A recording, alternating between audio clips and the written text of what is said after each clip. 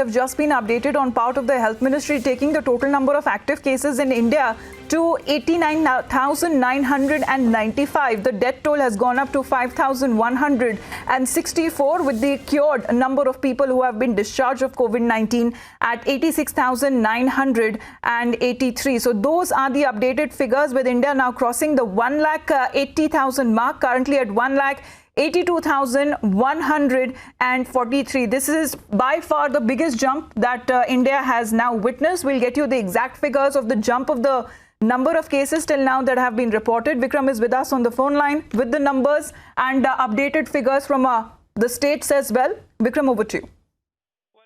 Yesterday we had reported a decline in the total number of figures as far as India is concerned, but today the active number of cases has jumped, and now the total number of active cases is nearing the 90,000 mark.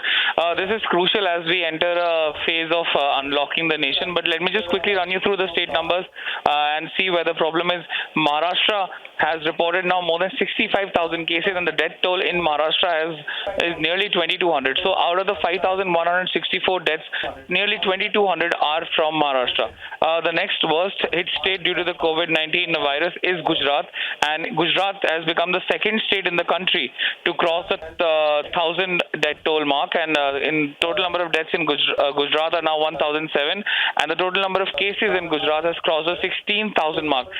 Delhi has crossed the 400 mark as far as the death toll is concerned, and total number of cases in Delhi is 18,549. Now, all these numbers are extremely crucial as we enter the fifth phase of the lockdown, or we are calling it the first phase of unlocking the country. Now, the mortality rate is something that we need to always keep a check, and like Delhi Chief Minister Arvind Kejriwal did a briefing yesterday and pointed out that if we are able to keep the mortality rate under check, then it will be something that will be helping us fighting the COVID pandemic in a much better manner. And the mortality rate right now stands at 2.83%. So by a small fraction, albeit, but the mortality rate is still declining on a daily basis. Now that is absolutely crucial. But what we need to keep in mind is that there are some 15 or 16 cities across the country that are contributing to a high percentage of the rise in active cases. Some of them being Mumbai, Delhi, Chennai, Pune, Indore, and also Ahmedabad and Surat. So these are some of the cities on which there needs to be a focus as far as containing the COVID spread is concerned. And to give you numbers of some other states across the country which have been affected, and they've been reporting a consistent rise, but the mortality rate has gone down. It is Tamil Nadu, which has almost 21,200 cases, but the death toll is 160. So the mortality rate in Tamil Nadu is not a big reason of worry, but there is a large rise in the number of infections. In Delhi, it's important to point out that the total number of recoveries and the number of active cases, the gap is widening a bit.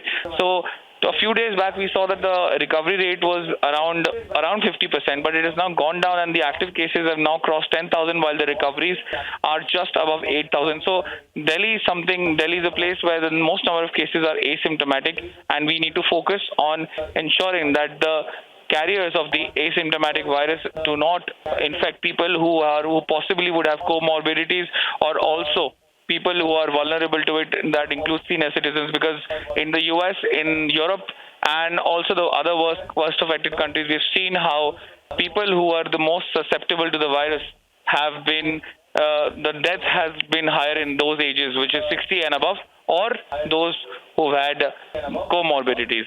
For the moment, handing it back to you. Thanks very much for that. Well, the numbers that we have seen rise in 24 hours has been the highest so far, with 8,380 cases being reported in a span of 24 hours with 193 casualties. The recovery rate has gone up significantly, has crossed the 47% mark at 47.76%, and there has been a slight increase in the mortality rate as well at 2.83%. Overall, if we look at the picture globally, if we compare it with the other countries, India is now in the top 9 affected countries in the world, as it has now crossed the 1,80,000 mark in the total number of cases. Now with the phase of Unlock 1, that will be beginning officially from the 8th of June onwards. There are certain relaxations that will now be allowed in the unlocking phase that will continue for at least 3 more phases. We will be putting out those numbers state-wise and getting you more ground reports as to to the worst affected states and the cities overall in India, and where the special focus will be now lying in these areas when it comes to containing the spread of the virus.